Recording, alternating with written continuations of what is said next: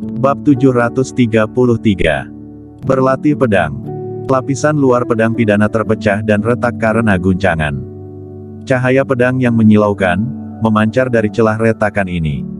Cahaya pedang berwarna keemasan, sungguh menyilaukan mata. Bagaikan sebuah matahari kecil yang bergelantungan di udara. Kingston Jiang yang melihat kejadian ini, dari wajahnya terpancar raut kegembiraan.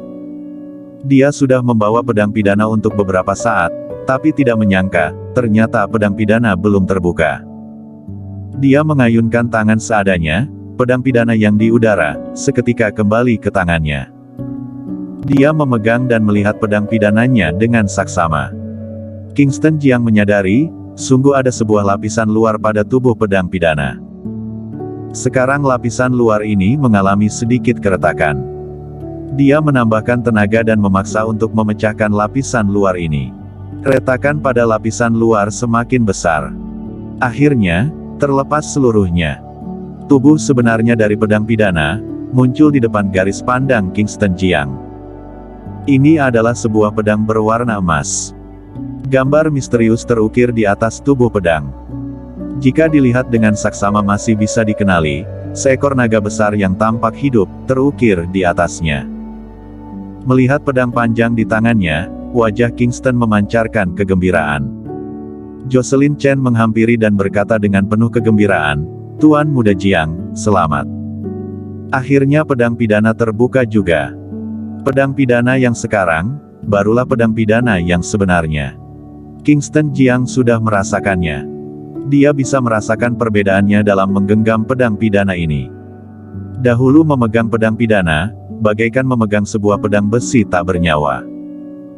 Namun, sekarang dia bisa merasakan dengan jelas kekuatan yang terpancar dari dalam pedang pidana. Kekuatan ini, membuat energi Qi-nya menjadi aktif. Sekarang menggunakan pedang pidana, kekuatan 13 pedang langitnya akan meningkat pesat. Terima kasih banyak. Kingston Jiang memandang Jocelyn Chen dan berterima kasih dengan tulus. Jika bukan karena Jocelyn Chen, dia masih tidak mengetahui kalau pedang pidana memiliki wujud lain, masih tidak tahu bagaimana cara membuka pedang pidana tersebut. Kamu berlatih pedang saja dulu. Jocelyn Chen juga tidak mengganggu Kingston Jiang. Dia mundur dengan perlahan. Dengan memegang pedang pidana yang sudah terbuka, Kingston Jiang juga bersemangat untuk berlatih pedang. Di puncak Gunung Tianshan, dia mulai mengeluarkan 13 pedang langit. Sebanyak 13 aura pedang keluar bersamaan, saling bertemu di udara dan memancarkan aura yang mengerikan. Wajah cantik Jocelyn Chen yang melihat dari kejauhan sampai tercengang. 13 pedang langit. Tidak disangka, Tuan Muda Jiang masih begitu muda sudah berhasil menguasai 13 pedang langit warisan keluarga Jiang yang hampir punah. Dengan potensinya, kelak pasti bisa memahami 14 pedang yang mematikan. Kingston Jiang baru berhenti setelah berlatih satu putaran. Tubuhnya turun dari udara dan berdiri dengan kokoh di atas tanah. Jocelyn Chen segera menghampiri dan berkata, "Tuan Muda Jiang, apa kamu tidak merasa kalau 13 pedang langit yang kamu latihan ini bermasalah?" Adakah? Kingston Jiang meragu. Yang dia latih ini, diajari oleh Lavin Jiang. Sebelumnya dia berlatih hingga sebulan lebih. Dengan susah payah mencapai tingkat kedua dari 13 pedang langit. Sisanya, terakhir kali saat penerobosan, barulah dia berhasil memahami 13 pedang langit secara keseluruhan. Jocelyn Chen mengulurkan jarinya yang lentik untuk menyentuh dagu dan mulai berpikir.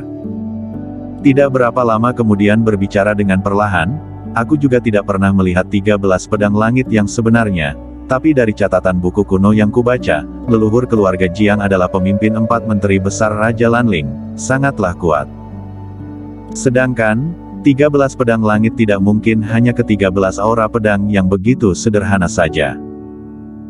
Dia memandang Kingston Jiang dan berkata, "Mengeluarkan 13 aura pedang, asalkan pernah mempelajari ilmu pedang dan berenergi Qi yang cukup besar, seharusnya bisa mengubah energi Qi menjadi 13 aura pedang.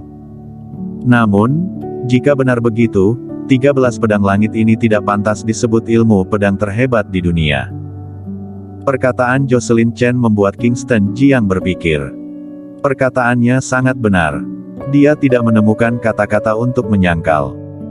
Jocelyn Chen kembali bertanya, sekarang Tuan Muda Jiang hanya bisa mengeluarkan aura pedang. Seharusnya masih belum bisa mencapai tingkatan menarik dan mengeluarkan dengan bebas, bukan? Iya.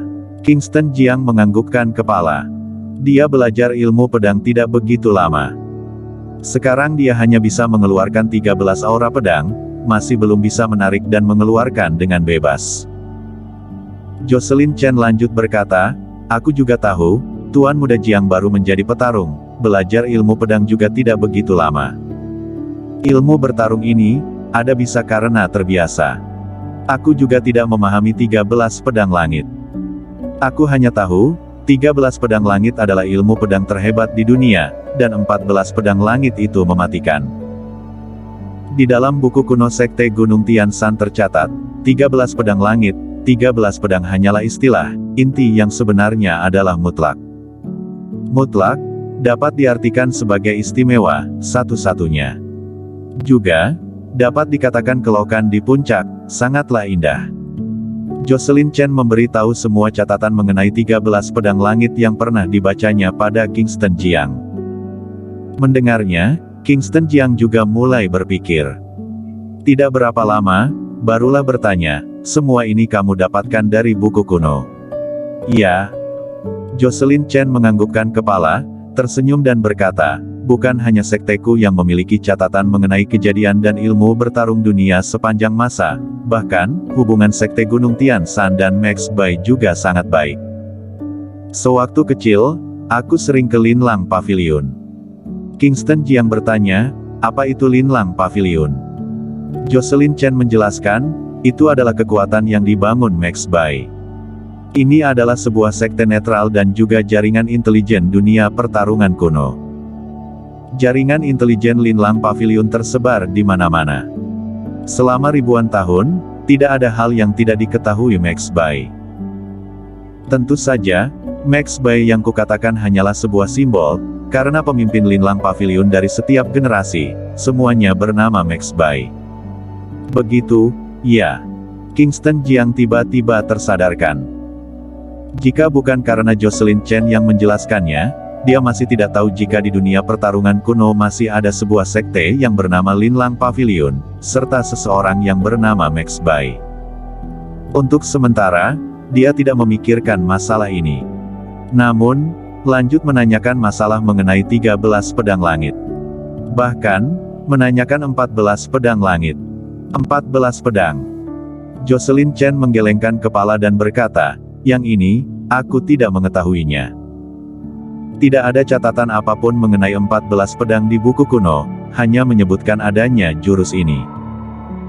Sambil berkata, dia melihat Kingston Jiang sejenak, dan dengan tersenyum berkata, pengetahuanku dalam ilmu pedang masih tertinggal jauh dari Tuan Muda Jiang.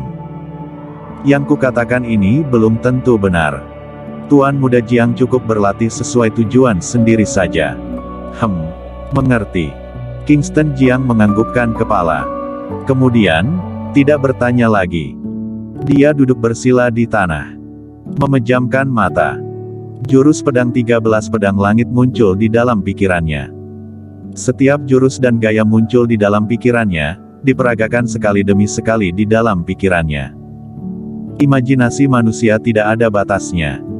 Kemampuan otak manusia juga tidak ada batasnya. Imajinasi dapat membayangkan segala sesuatu. Saat ini Kingston Jiang sedang berpikir. Berpikir sampai pikirannya kosong. Seiring dengan munculnya ilmu pedang, tanpa disadari, pikirannya memasuki sebuah kondisi yang ajaib.